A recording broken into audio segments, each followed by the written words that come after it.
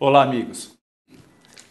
Estamos aqui de forma bastante objetiva para fazer breves comentários a respeito de um tema que tem atormentado nos últimos dias a todos os notários e registradores brasileiros.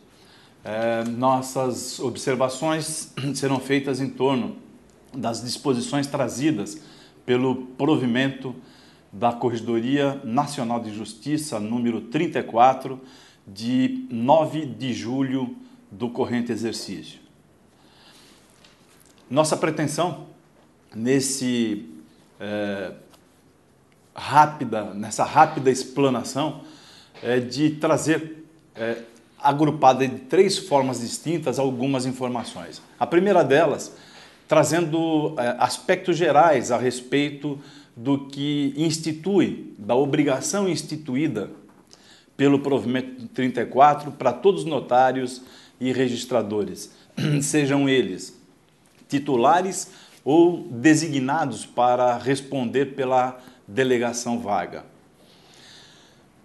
Depois dos aspectos gerais, em torno dos 2 instrumentos criados pelo provimento número 34, faremos algumas considerações relacionadas com a escrituração num dos instrumentos, no diário auxiliar, das receitas.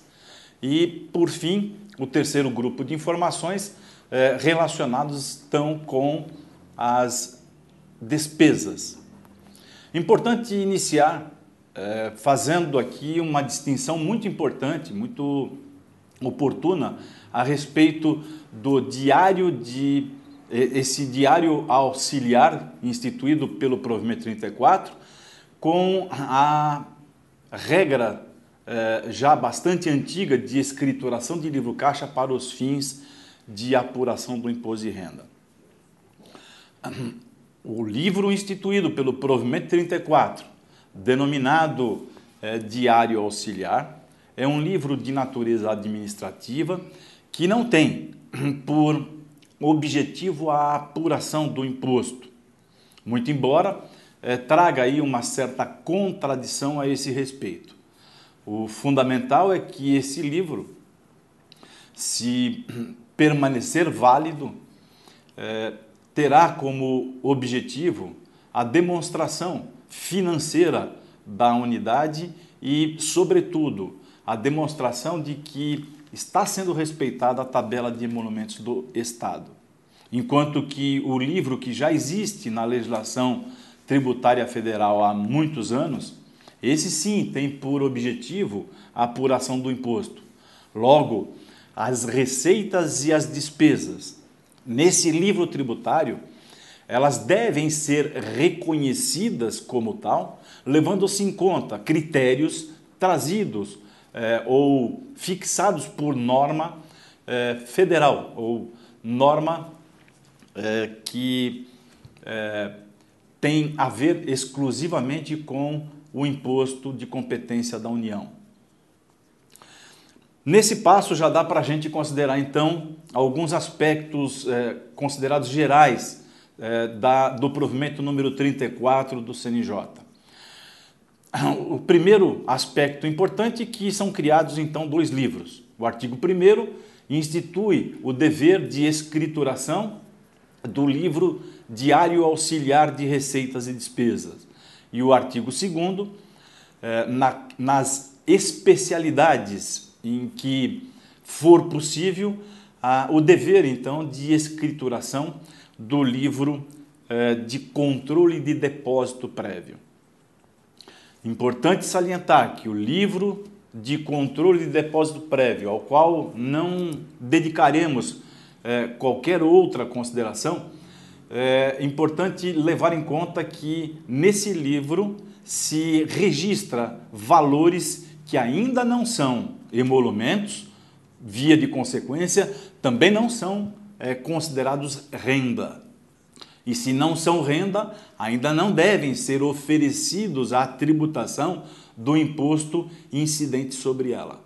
Apenas quando, ou a partir tão somente do momento em que convertida em renda a importância depositada previamente, é que ela poderá, juntamente com os demais rendimentos do mês, ser oferecido à tributação do imposto de renda.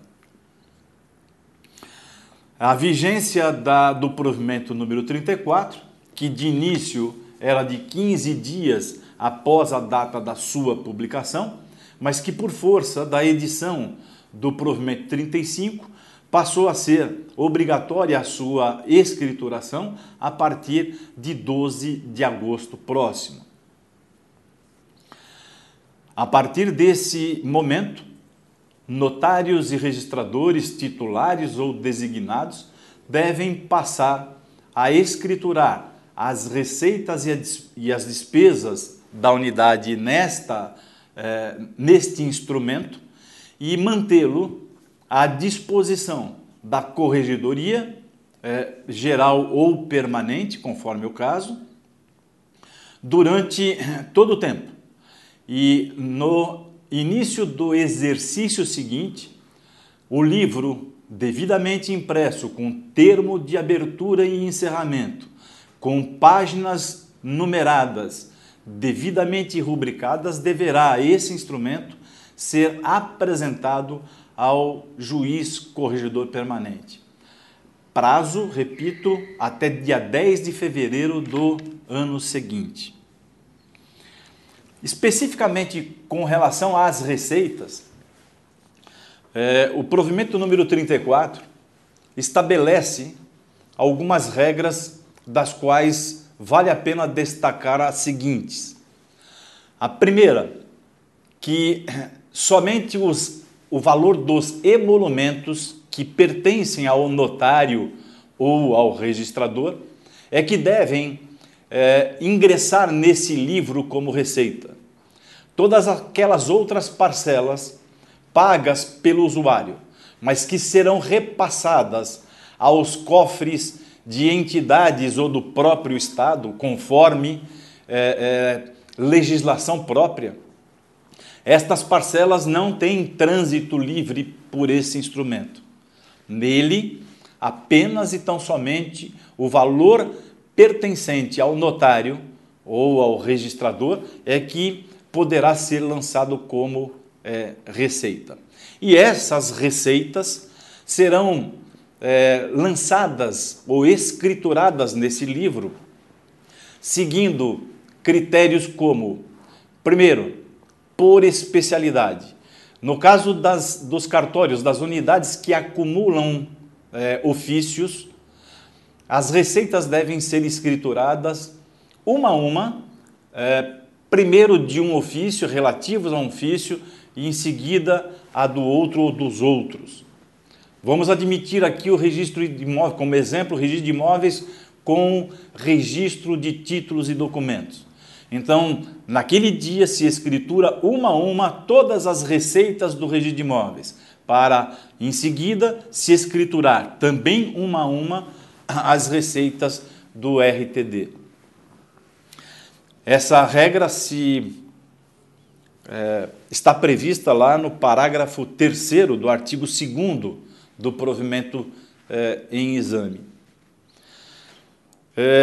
Essas receitas não passarão pelo crivo do seu reconhecimento do ponto de vista tributário. Basta que todo o valor recebido pelo notário e pelo registrador a título de emolumentos faça parte desse instrumento. Fazendo uma leitura mais atenta do provimento 34, a gente pode concluir que os atos de reconhecimento de firmas e de autenticação de cópias, estes sim podem ser lançados dia a dia pelo total de atos praticados, ao contrário do que ocorre com os demais atos. Autenticação e reconhecimento de firmas, tanto os atos naquele determinado dia e o valor tributável ou o valor da receita, o total de todos eles no dia.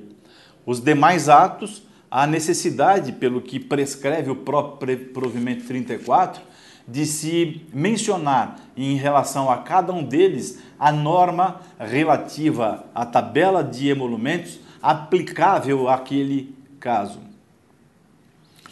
Já no âmbito das despesas, e aqui fundamental que se faça ou que se recupere a informação que traz a distinção principal deste livro e do livro utilizado para a prestação de contas com o Fisco Federal, as despesas aqui, elas, a teor do que dispõe o artigo ou os artigos 9º e 10, as despesas aqui devem ser escrituradas,